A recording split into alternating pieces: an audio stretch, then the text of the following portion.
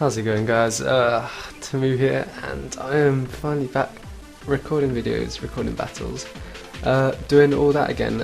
It has been quite a while, probably months. I really don't know, but yeah, I'm finally back recording. Pretty much just moved back into uni, and it's a really good place now because I live about a 40-minute train from George, which means we'll be battling a lot more often. Which means I'll be able to get battle videos up a lot more often. And also I live really close to people like Tommy Roberts and Dan Middleton, who are pretty good testing partners, so I should definitely be able to pump out a lot more high quality videos soon. I'll just use these opening passages to just talk a bit, but yeah, the main reason I haven't really uploaded anything for a while is I haven't really been able to battle anybody. Yeah, that's the main reason. Second of all, to be honest, the previous format was utter, it was just shit. It was so bad. I feel sorry for anybody who had to go to Worlds for that. But that's you, Tommy. But the current format, Catcher made it a little bit better, I guess. It made Train Lock a bit viable, which just gives a bit more variation and depth to the decks that are possible. It's still a pretty questionable format, to be honest, but it's better than the one we had, so I'm quite thankful.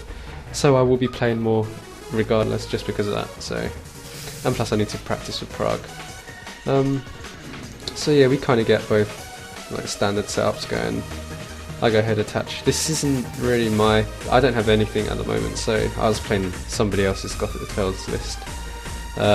I wasn't even playing for my cards, and as you can see we don't have damage counters, so we had to put like numbers on pieces of paper, which is a bit inconvenient, but especially when you're playing one deck that moves damage counters like crazy, and another one which has to put a load on for your afterburner, so inconvenient, but we get on with it.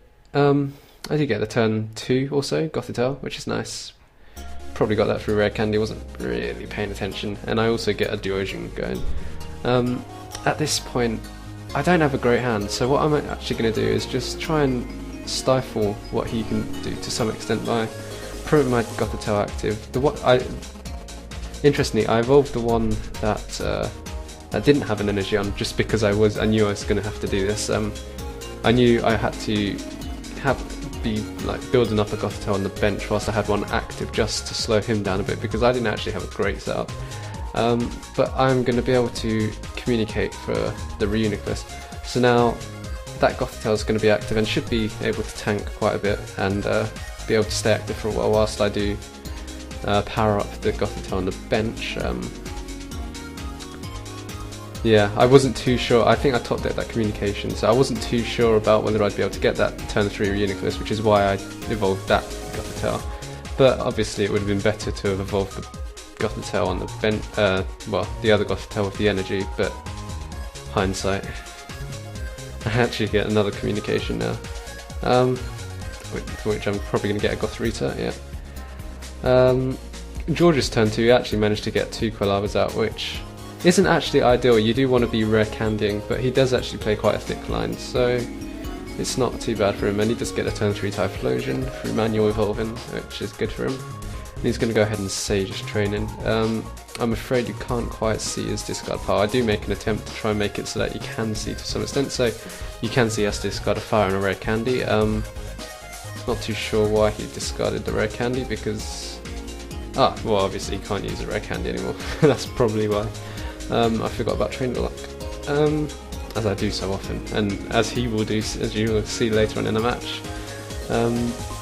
Yeah, he's going to do his usual afterburner stuff. He's got 2 Typhlosions going, so he's going to be able to sustain his energy output quite a bit. But at the same time, he's only really hitting me for 70. This is another reason why I decided to build up a Gothitelle on the bench. If he did decide to go aggro Typhlosion, he would be depleting my energy reserve so much by discarding my energies.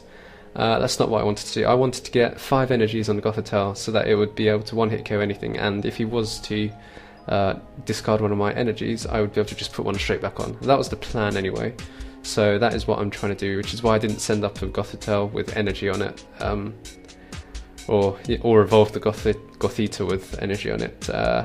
that was the main thinking behind that, and at the moment I'm just going to carry on moving the damage around and just hopefully maybe even draw into my other Gothitelle, or the Shaman that I'm banking on maybe getting through a collector or something. He's got another Quilava in play, so he's threatening 3 Typhlosions next turn, which is very consistent. Pretty much be able to power up anything you want. I won't really be able to catch her and stall behind anything because he will easily be able to retreat it. And he's going to start powering up Reshrams, which is a problem because although he won't be able to one-hit KO me, he is putting 120 damage on the board every single turn, and I have to find a way to deal with that. I do have 2 Zekrons in the deck to soak up a large portion of that damage, but two blue flares and 2 Zekrons are gone, so that's a problem. And the longer I have to wait for a Gothitelle, the worse really. I do get another energy on Gothitelle. Still having to wait for that Gothitelle or a Shaman, anything that will help. Yeah, as I said, this isn't actually my list. It's a bit different to a list that I would run. There's a list that a friend, well, Tommy Roberts made, and I don't think it's very good, but he does, and he's a pretty good player, so I'll take his word for it. I did add in a Shaman though, because I did think it was quite necessary, and it would have been helpful if I could get it at some point, but anyway, he's gonna actually have to retreat manually to Reshiram. Obviously he won't be able to use Switch because of the trainer lock, and his Reshiram is actually already on 30, which means I will only need 4 energies on Gothitelle in order to knock it out, so I'm not in any hurry to prolong me attacking with Gothitelle, so I'm probably going to try and look to do that sometime soon. I do get a catcher. This is a huge misplay, absolutely huge misplay. I really don't know why I catcher up the Quilava. I was thinking, oh, it's quite an easy prize, but I could have just knocked out anything really. I think I didn't realise I'd copycat and draw into the other Gothitelle. Or at least I believe that's what happens. Sorry about that. Get some water.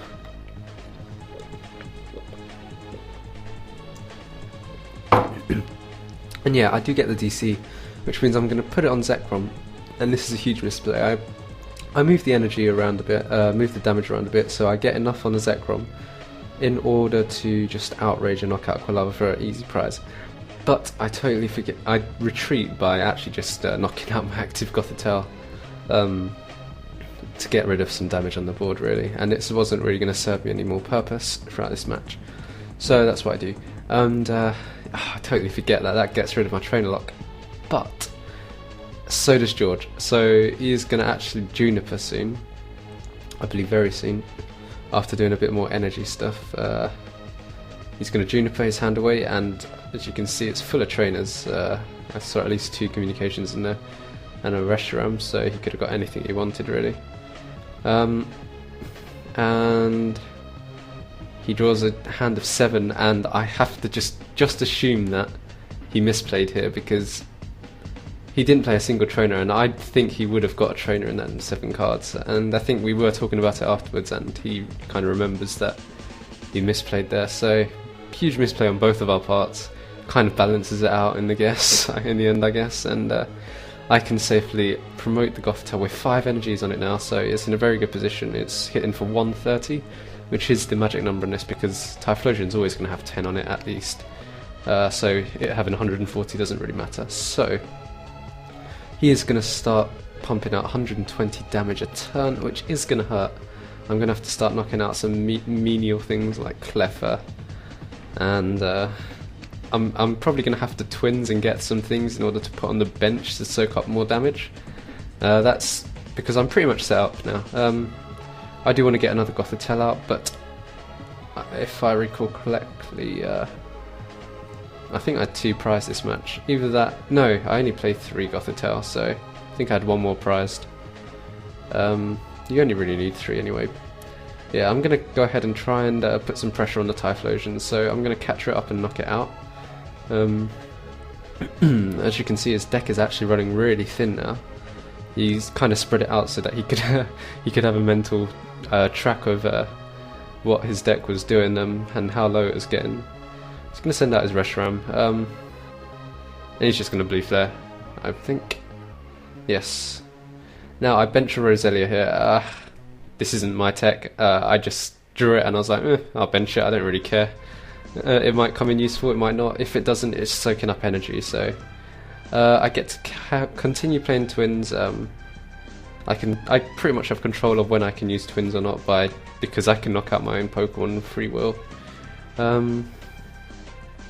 And I think I'm just gonna have to carry on doing the same, like get some stuff to soak up the damage, get some things, things like Gothitelle, and I do actually get another catcher, so I can get the other Typhlosion and really hurt his resources now, because he does have another Typhlosion coming. But if I can get another catcher, I do believe I have another Twins. If I can get another catcher, I can just I can get rid of that Quilava quite easy, and that is pretty much all he has in terms of energy acceleration in his deck, and he is going to have to rely on manually attaching, which suits me fine because it will mean he'll miss at least one attack a turn, although he does have Outrage, I guess, and is what he's going to use here, it seems. So Outrage for I think 70 damage, if I can. It's either 70 or 100. Sorry, I'm not too sure, but one of the two. Now I'm going to go ahead and collect it. I do finally get that Shaman, but it's not very useful now, apart from having 70 HP, so I can move 6 damage counters onto it quite easily. I do actually evolve into Roserade, which means I have a 90 HP Pokemon on the bench, which is nice. And I'm going to just cleanly knock it out for another easy prize. So I'm gradually catching up, and I've only got one more prize left to take, and this is the interesting part of the match, which he kind of semi-misplayed, but didn't really know the ruling on it. So he's going to Eek, and he's going to stay asleep, thinking he's safe. He's safe. I think I've used all my catches. So what I do is I change the energy on Roserade. It was on 8, I change it down to 7, so that the attaching a Rainbow Energy will not kill it. And Rainbow Energy poisons and confuses the Cleffa, which wakes it up, sends it confused, and is no longer invulnerable, so I can then knock it out with Gothitelle. So I'm pretty sure that's not the intended use of whatever Roserade, but it was pretty handy in the end. It meant he couldn't just stall. It was looking like a done game for me anyway, but that just solidified the win, I guess. So it was actually a very interesting match, a very good match, George, and thanks a lot for watching. Thanks a lot for watching the return. If you're still watching now after so many months out, then thank you very much. I appreciate every view I get, and carry on watching. I'll definitely have more videos to come, so see you later.